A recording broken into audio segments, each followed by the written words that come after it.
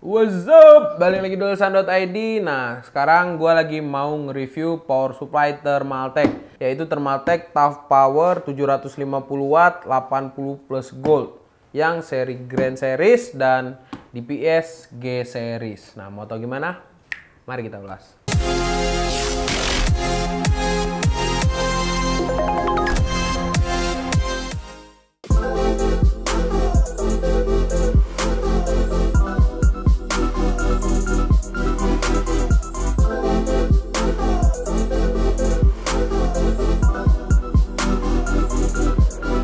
Pertama, kita unboxing dulu power supply yang pertama DPS dulu, yang DPS series. Ada buku manual, ada kabel-kabelnya, kabel power supply-nya, kabel USB, dan kabel power. Nah, ini dia ada power supply-nya. Terus yang di Grand Series ada kabel power, kabel modularnya, terus ini power supply-nya. Nah, untuk lengkapannya tuh sama persis sama DPS series, cuman yang nggak ada kabel USB-nya doang. Sama-sama Tough Power dan sama-sama 750 watt, tapi bentuk dan fiturnya berbeda. Seri Tough Power Grand lebih kecil dari yang DPS series. Untuk yang DPS ini udah canggih banget, fiturnya kekinian banget. Untuk yang seri DPS ini udah canggih dan fiturnya kekinian banget. Fitur-fiturnya juga udah bisa diakses melalui software yang telah disediakan oleh Thermaltake. Dan kita juga bisa memonitor seperti watt, suhu, power, voltasenya berapa. Semua bisa dilakukan oleh Thermaltake Tough Power DPS G Series. Dan hebatnya lagi, DPS G Series ini bisa dikontrol melalui HP kita, khusus Android OS atau iOS. Pokoknya nanti bakal gua jelasin untuk fitur-fiturnya untuk di handphone dan di komputer. Sedangkan untuk Grand Series, semua serba manual, kita bisa ngatur melalui tombol yang telah disediakan di power supply-nya. Tapi tenang, yang pastinya kedua PSU ini sudah RGB. Seperti yang kalian lihat, power supply ini dua-duanya sudah full modular dan untuk fan-nya sendiri juga sama-sama menggunakan ukuran 14 cm dan sertifikasinya juga 80 plus gold. Walaupun mereka banyak kesamaan, tapi dalemannya berbeda. Dari soket 24 pinnya juga berbeda. Tapi untuk soket kabel power SATA, CPU dan VGA-nya sama. Dan untuk kabelnya juga menggunakan kabel pipih, jadinya cakep banget. Dari bodinya sendiri, PSU ini bisa gua katakan unik banget karena air hole-nya banyak banget, ada di bagian bawah, bagian samping, dan bagian depan. Fan grillnya juga beda dengan PSU biasanya. Fan grillnya nyatu sama bodinya, dimana itu juga menambah ventilasi PSU ini.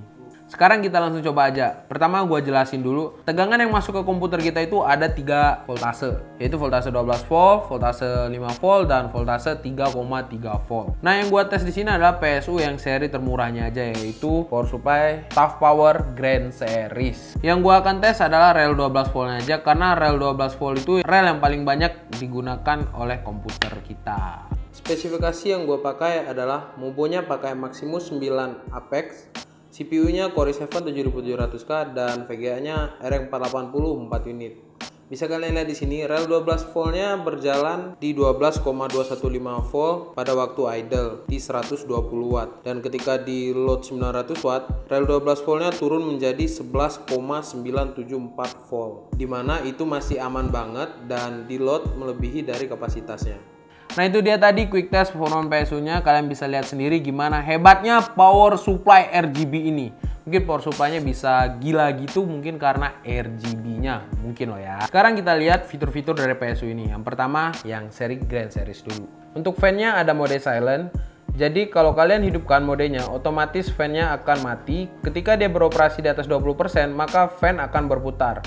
Sedangkan bila kalian matikan fiturnya, fan akan berjalan terus. Kalau gue saranin sih kalian tuh matikan aja fitur ini, karena kalau kalian matikan, fan-nya akan berputar terus dan menambah awet komputer kalian. Atau kalau kalian senang silent juga, ya berarti kalian harus hidupkan fitur ini, karena fan-nya nggak akan berputar di bawah 20% loadnya. Untuk mode RGB-nya bisa kita atur menggunakan tombol yang telah disediakan. Ada mode static dan ada juga mode breathing. Kita juga bisa mematikan fitur RGB ini bagi yang nggak suka RGB. Next, sekarang PSU yang DPS G series. RGB-nya dulu. Ini bagian yang paling penting pada komputer. RGB-nya ada mode circle, ada mode rainbow,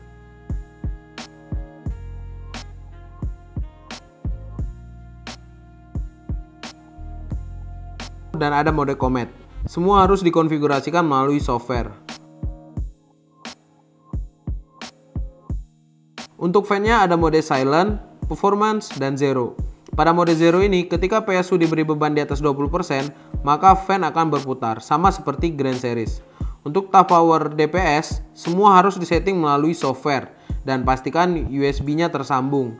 Jadi kalau USB-nya nggak terpasang, maka RGB-nya pun ikut mati.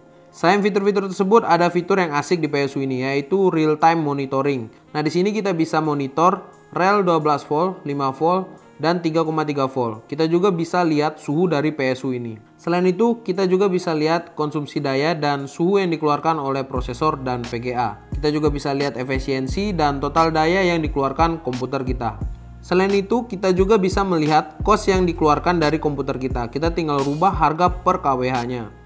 Di seri DPS ini kita bisa shutdown atau restart komputer kita melalui Android atau iOS. Berhubungan gue orang yang kere-kere hore, gue bakal tes hanya di Android aja. Yuk langsung aja buka aplikasinya TT DPS J. Pilih remote, terus pilih shutdown. Ada WA lagi. Oke, komputer akan mati dengan sendirinya. Nah, itu dia tadi review mengenai Thermaltake TUF Power 750 Watt RGB. Menurut gua, bagi kalian yang kere-kere hore, kalian harusnya pilih Thermaltake yang Grand Series karena lebih murah dari DPS J Series. Bagi yang suka fitur melimpah dan suka ngatur-ngatur RGB dan yang sering lupakan matikan komputer, nah pilihan kalian nggak ada yang lain lagi, yaitu seri DPS J Series. Komen di bawah ini, kasih pendapat kalian tentang kedua PSU ini, kalian pilih yang mana, atau kalian juga bisa kasih saran untuk video ulasan berikutnya. Like, share, dan subscribe jika kalian suka video ini, dan jangan lupa juga kunjungin website ulasan.id. Sekian dulu, sampai bertemu di video ulasan berikutnya. Gua Rodi pamit undur diri. Bye-bye.